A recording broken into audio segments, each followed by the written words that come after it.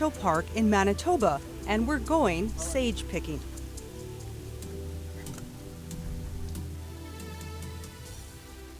Wilfred Buck spends a lot of time here at Birds Hill Park. He performs ceremonies here on a regular basis. I was a person that was into lots of alcohol, lots of drugs. I lived on the skid rows in a lot of the western cities in Manitoba, in Canada. And at one point, my elder said that I did so much drugs that I'd physically died. So I chose to go back to the sweat lodge. And it seems like a lot of people were put in my path to show me the way to go, to show me what I should do. Plus dreams were put in my path to show me what I should do and how I should do. And so I tried to follow those dreams, and I tried to follow the instructions of the elders, and slowly I've let go of that alcohol, let go of that drugs. And I've been free of drugs and alcohol for 24 years now. Wilfred's prescription for turning his life around didn't come from a doctor or a pharmacist. It came from traditional medicine and spirituality. The path he talks about is a path built around cleansing his mind and his body, partially through the power of the main ingredient in smudging, sage. Okay, the majority of people come and pick this sage right here. This is pasture sage. Some people call it women's sage, and they come here and pick that, and they use that for a smudge.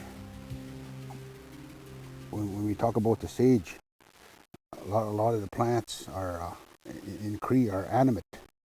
That means they're referred to as living things, and when we take a life, we have to acknowledge that we're doing so in a respectful manner, and we're going to be using whatever it is we take, and we're going to be using it in a good way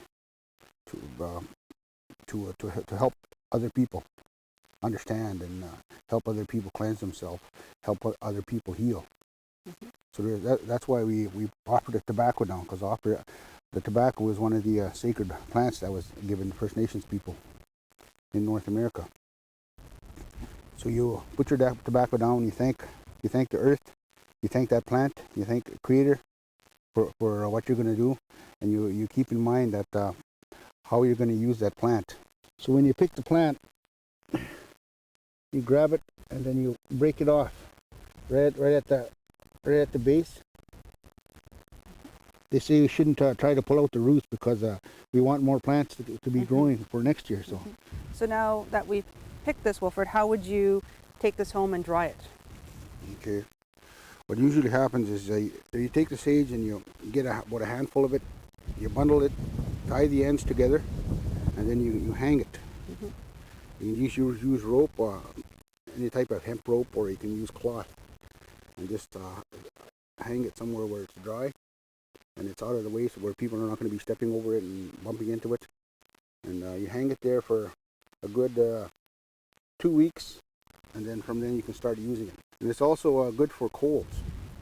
My wife uses it all the time to make tea for when you have cold. Oh, okay. So you dry the leaves and just boil it in water? Yep, mm-hmm. Yep. Sage is one of 4 medicines Aboriginal people across North America use to cleanse negative energies away from the spirit.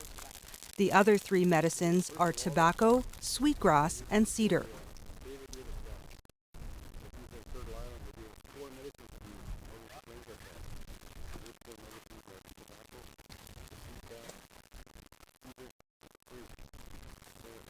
What our elders tell us is that wherever you go in North America, you'll find one of those plants growing. No matter where you go, one of those plants will be growing.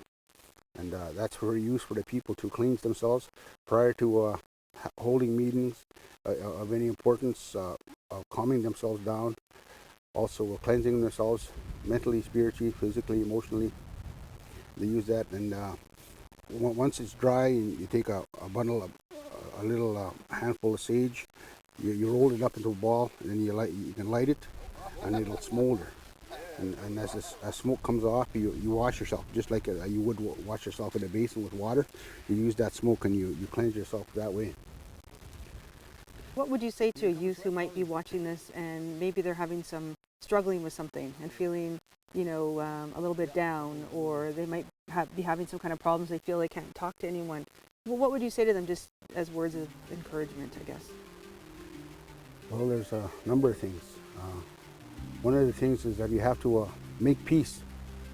We have to make peace with our feelings, the things that we carry inside. We have to make peace with our memories. We have to make peace with those we've hurt. And nobody else knows what we've done. Nobody else knows who we've hurt. Nobody else knows what we thought, how we felt. We ourselves feel that. And we ourselves know in our hearts and in our minds what kind of guilts and hurts we carry. And we have to make peace with that, because if we don't make peace with that, we'll continue on. And it's just a cycle. We just keep going and going. And one of the ways our elders said that we can make peace with our dreams, with the hurts that we carry, is take that tobacco, go outside, put it someplace, and pray. And cry if you have to cry. Scream if you have to scream. But you have to get that out. We were given all these natural ways, and a lot of times you hear people, "Oh, I'll never cry."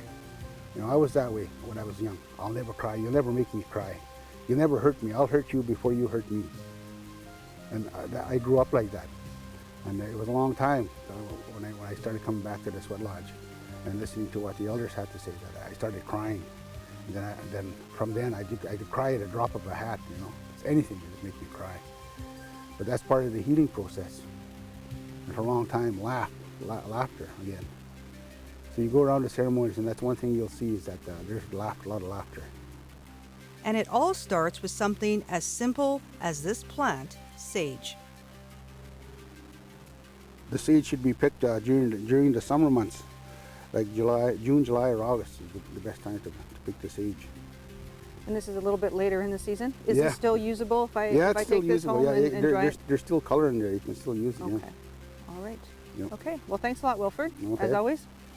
Thank you.